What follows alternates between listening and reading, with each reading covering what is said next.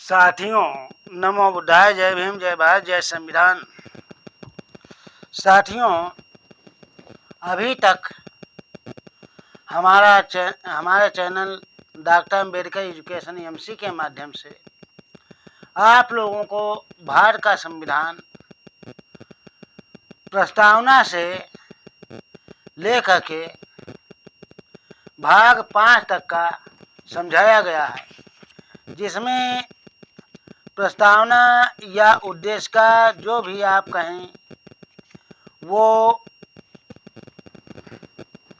उसमें संविधान किस प्रकार का बनेगा उसके विषय में बतलाया जाता है।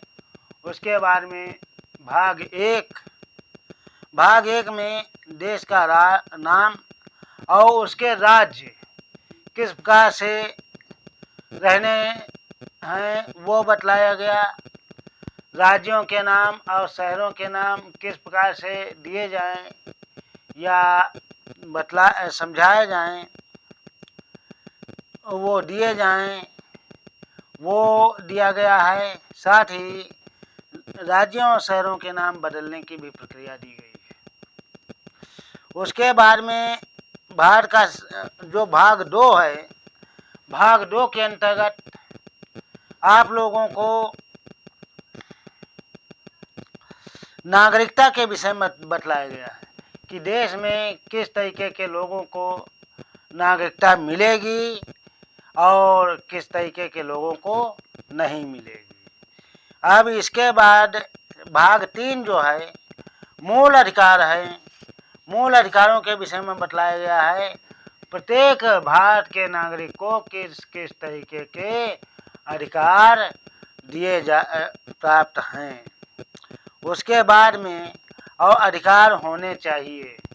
उसके बाद में भाग 4 जो है नीति निर्देशक तत्व, तो आपको ये समझ लीजिएगा एक मजदूर या निम्न वर्ग के व्यक्ति से लेकर के और पूरे प्रधानमंत्री राष्ट्रपति तक के मूल कर्तव्यों का विस्तार बतलाया गया है, जो कि है नीति निर्देशक तत्व। इसके बाद में भाग 5 में संघ देश किस आधार पर चलेगा, इसमें राष्ट्रपति उपराष्ट्रपति किस प्रकार नियुक्त किए जाएगा, मंत्रिपरिषद कैसे नियुक्त होगी, वह सरकारी कार्य का संचालन कैसे होगा देश के लिए। साथ ही आप लोगों को संसद का गठन और यहाँ तक कि नहीं सुप्रीम कोर्ट जो न्यायपालिका है उसको भी बतलाया गया। इसके बाद में आज का हमारा विषय बनता है भारत का संविधान भाग 6 प्रथम अनुसूची के भाग का में के राज्यों को के विषय में इस भाग में बतलाया जाएगा। तो थोड़ा सा हम आज लेते हैं। तो पहला लेते हैं अध्याय 1। अध्याय 1 में केवल साधारण है, तो केवल परिभाषा है।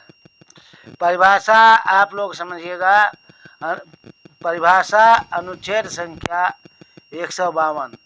इस भाग में जब तक कि संदर्भ में से अन्यथा अपेक्षित ना हो, राज्य पद के अंतर्गत जम्मू कश्मीर राज्य नहीं है। जम्मू कश्मीर राज्य क्यों नहीं है? क्योंकि जम्मू कश्मीर के लिए धारा 370 लागू है। फिर अध्याय 2 कार्यपालिका। अब अध्याय 2 की कार्यपालिका में की शुरुआत की जाती है। तो कार्यपालिका में पहला जो पद है वो है राज्यपाल का। राज्यों के राज्यपाल अनुच्छेद संख्या 153। प्रत्येक राज्य के लिए एक राज्यपाल होगा, परंतु इस अनुच्छेद की कोई बात एक ही व्यक्ति को 2 या अधिक राज्यों के लिए राज्यपाल नियुक्त किए जाने से निवारित नहीं करेगी। उसके बाद में है राज्य की कार्यपालिका शक्ति अनुच्छेद संख्या 154। खंड 1 राज्य की कार्यपालिका शक्ति राज्यपाल में निहित होगी और वह इसका प्रयोग इस संविधान के अनुसार स्वयं या अपने अधीनस्थ अधिकारियों द्वारा करेगा। खंड 2। इस अनुच्छेद की कोई बात उपखंड का किसी विद्यमान विधि द्वारा किसी अन्य प्राधिकारी को प्रदान किए गए कृत्य राज्यपाल को अंतरित करने वाली नहीं समझी जाएगी। या उपखंड खा राज्यपाल के अधीनस्थ किसी प्राधिकारी को विधि द्वारा कृत्य प्रदान करने से संसद या राज्य के विधानमंडल को निवारित नहीं करेगी। राज्यपाल की नियुक्ति अनुच्छेद संख्या 155। राज्य के राज्यपाल को राष्ट्रपति अपने हस्ताक्षर और मुद्रा सहित अधिपत्र द्वारा नियुक्त करेगा। राज्यपाल की पदावधि अनुच्छेद संख्या 156। खंड 1।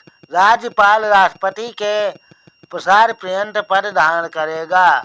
खंड 2। राज्यपाल राष्ट्रपति को संबोधित अपने हस्ताक्षर सहित लेख द्वारा अपना पद त्याग सकेगा। खंड 3। इस अनुच्छेद के पूर्वगामी उपबंधों के अधीन रहते हुए राज्यपाल अपने हस्ताक्षर की तारीख से 5 वर्ष की अवधि तक पद धारण करेगा, परंतु राज्यपाल अपने पद की अवधि समाप्त हो जाने पर भी तब तक पद धारण करता रहेगा जब तक उसका उत्तराधिकारी अपना पद ग्रहण नहीं कर लेता। राज्यपाल नियुक्त होने के लिए अर्हताएं अनुच्छेद संख्या 157। कोई व्यक्ति राज्यपाल नियुक्त होने का पात्र तभी होगा जब वह भारत का नागरिक है और 35 वर्ष की आयु पूरी कर चुका है।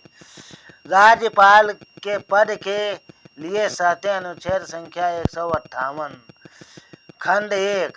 राज्यपाल संसद के किसी सदन का या पहली अनुसूची में विनिर्दिष्ट किसी राज्य के विधानमंडल के किसी सदन का सदस्य नहीं होगा, और यदि संसद के किसी सदन का या ऐसे किसी राज्य के विधानमंडल के किसी सदन का कोई सदस्य राज्यपाल नियुक्त हो जाता है तो यह समझा जाएगा कि उसने उस सदन में अपना स्थान राज्यपाल के रूप में पद ग्रहण करने की तारीख से रिक्त कर दिया है। खंड 2। राज्यपाल अन्य कोई लाभ का पद धारण नहीं करेगा। खंड 3। राज्यपाल बिना किराया दिए अपने शासकीय निवासों का उपयोग का हकदार होगा।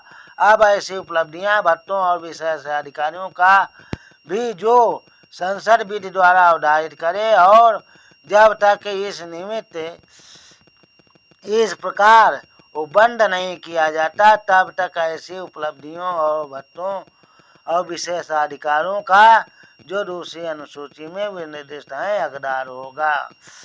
खंड 3 का एक ही व्यक्ति को 2 या अधिक राज्यों का राज्यपाल नियुक्त किया जाता है, वहाँ पर उस राज्यपाल द्वारा संदेह उपलब्धियां और भत्ते उन राज्यों के बीच ऐसे अनुपात में आवंटित किए जाएंगे जो राष्ट्रपति आदेश द्वारा अवधारित करे।